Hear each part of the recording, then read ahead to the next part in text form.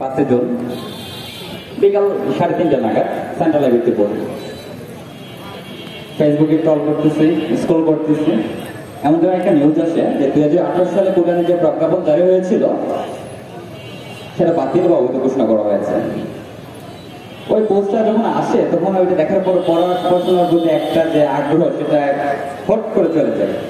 চাইলেও বেঞ্চে বা টেবিলে বসে থাকতে পারি না। তখন হচ্ছে আমি আমার 2 বন্ধু লাইব্রেরি থেকে বেরিয়ে যাই, না পড়বো না, 4টা নাগাদ বেরিয়ে যায়। বেরিয়ে হচ্ছে লাইব্রেরির সামনে গল্প করতে শুরু করি, কি হয়েছে, কেমনে কি হয়েছে, যে আসলে আন্দোলন করলো 5 বছর গেল না, আবার রায় দিয়ে গেছে না, আর হচ্ছে না।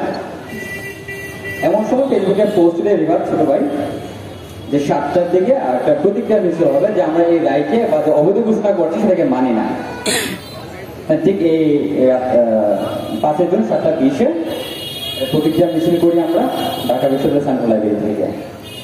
9 জুন আমরা একটা আলটিমেটাম দেই এবং অ্যাটর্নি জেনারেল বরাবর আমরা একটা স্মারকলিপি দেই যেন দ্রুততর সময়ের মধ্যে 2018 সালের প্রজ্ঞাপন যাচ্ছিল যে পুনর্বহাল করা হয়। কিন্তু কে শোনে আমাদের কথা?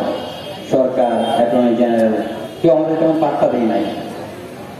তখন আমরা আলটিমেটাম দিই 30 জুনের মধ্যে সরকার যদি আমাদের কথা না শোনে তাহলে আমরা রাজপথে নামবো, রাজপথ দখল করবো। পাত্তা পাই না। মাঝখানে ঈদ গেল, সরকার ভাবতে শুরু করলো তারা মনে হয় না ঘুমিয়ে গেছে, আর কাজ হবে না তাদেরকে, দেশ শেষ।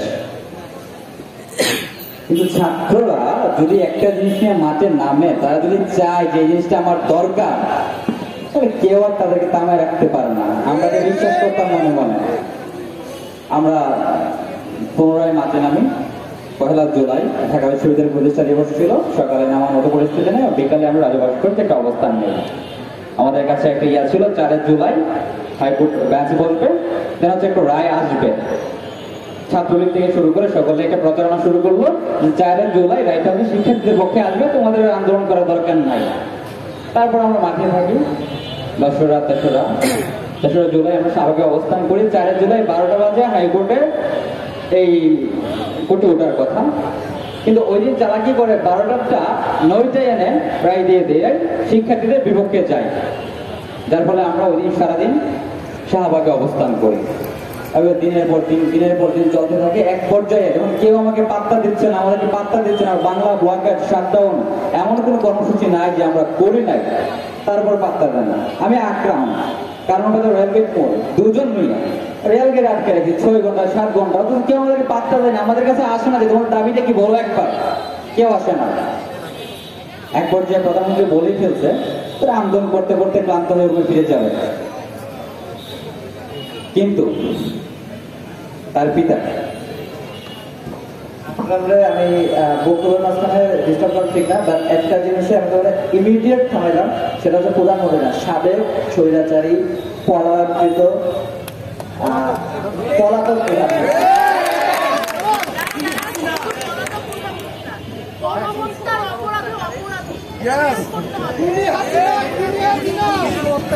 ধন্যবাদ ভাইকে। আসলে হচ্ছে আমি ঘটনা বর্ণনা করেছিলাম, আমি হচ্ছে এই দিকে তখনই মনে করেছিলাম আমি হচ্ছে বর্তমান যে স্বাধীন একটা দেশে আছি সেটা আমি মনে করতে পারি নাই। আমি ছিলাম জুলাই মাসে, জুন মাসে, এর জন্য হচ্ছে আমি তখনকার ঘটনা বর্ণনা করছিলাম। আমরা যখন 52-এর দিনগুলো পড়ছিলাম তখন তারই পিতা বলেছিল মানুষের যখন পতন আছে পদে পদে ভুল করে, তখন সে একটা ভুল করে বসলো আমাদেরকে রাজাকারে বলে।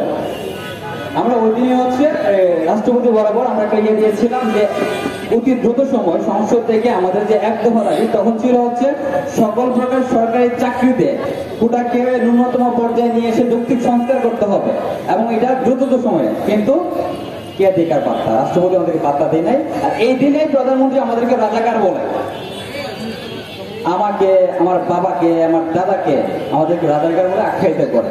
আমরা রাগে ফুসে খুঁজছিলাম কিন্তু কিছু বলার নাই, বলে আসলাম। রাত 7টা 8টা 9টা 10টা কেউ কিছু বলতে পারে না। হুট করে একটা সময় যশোমতি হল থেকে স্লোগান আসলো, আমি কে তুমি কে, আমি কে তুমি কে, জাস্ট এতটুকু স্লোগানের শেষ, স্বৈরাচারের পতন হয়ে যায়।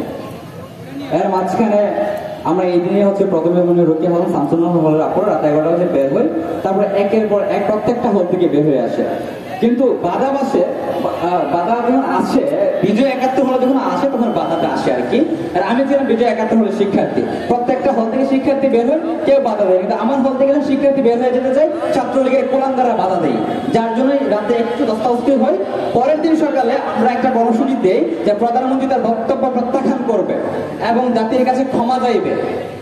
কিন্তু সে এইটা না করে তার ছাত্রলীগের কোলাঙ্গার বাহিনী দিয়ে আমার শাহবাগেই রাজভাস্কর্যে একটা প্রোগ্রাম দিয়ে 3টা বাজে, এবং সেই প্রোগ্রামে শুধু আমার ঢাকা বিশ্ববিদ্যালয় ছাত্রলীগের কোলাঙ্গার না, ঢাকা মহানগর উত্তর, ঢাকা মহানগর দক্ষিণে যত টুকাইল ছিল সবাইকে নিয়ে আমার ঢাকা বিশ্ববিদ্যালয় অবস্থান করে। নিম্নে থেকে 10 থেকে 15,000 টোকায় আমার ঢাকা বিশ্ববিদ্যালয় অবস্থান করে। অথচ সেই দিন আমার ঢাকা বিশ্ববিদ্যালয়ের সাধারণ শিক্ষার্থীর জন্য মাঠে মাত্র 2 থেকে 3,000, এর বেশি হবে না। আমরা একটা রাজভাস্কর্যে মোটামুটি শেষ করে একটা মিছিল নিয়ে আমাদের হলপাড়ার দিকে আসি, বিজয় 71 হলের দিকে হলপাড়ার দিকে আসি। যখন বিজয় 71 হলের দিকে স্লোগানটা আসে, ঠিক রাতের মতো কয়েকটা কুলাঙ্গার বিজয় 71 হলে 11 তলা উপর থেকে তার রুমে যা ছিল স্টাম্প, কেউ রুমে ছিল মাটির টপ, এগুলো উপর থেকে নিক্ষেপ করতে শুরু করে। তখন আমার 2 থেকে 3টা ভাইয়ের মাথা ফেটে যায়। এই থেকে শুরু হয় সংঘাত। আর ওই দিন ঢাকা বিশ্ববিদ্যালয় সহ বিভিন্ন স্থানে যে নির্মম অত্যাচার তারা করেছিল, এই চিত্র আজও আমাদের ফেসবুকে আমাদের মনের ভিতর কেটে আছে না? সেই দিন থেকে শুরু আমাদের এই পথ চলা। এক পর্যায়ে আমরা যখন দেখি না আমাদেরকে গণহত্যা চালাচ্ছে, বাঁচার আর কোনো উপায় নাই, আমরা সিদ্ধান্ত নেই যদি সরকার থাকে আমরা থাকবো না।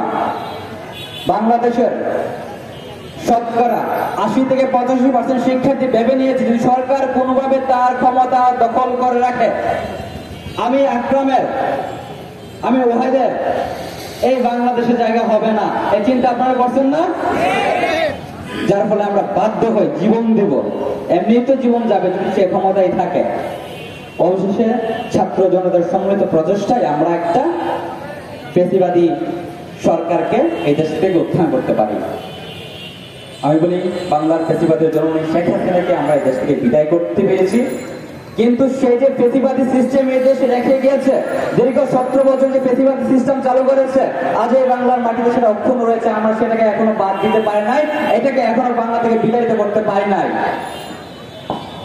আমরা মনে করেছিলাম যখন থেকে আমাদের এক দফা দাবি পূরণ হয়ে যাবে সেদিন থেকে আমরা পরের দিকে ফিরে যাব, কিন্তু বৈষম্য ছাত্র আন্দোলন সেটা করতে পারে না,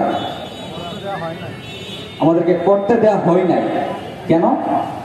আমরা দেখেছি প্রধানমন্ত্রী অর্থাৎ স্বৈরাচারী শেখ হাসিনা, সে যদিও দেশ থেকে পালিয়ে যায়, তার দূষররা বাংলার প্রত্যেকটা স্থানে জায়গা করে নিয়েছিল দীর্ঘ 17 বছরকে। তাদেরকে এই দেশে তার এই স্থান থেকে বিতাড়িত না করা পর্যন্ত আমাদের পূর্ণাঙ্গ স্বাধীনতা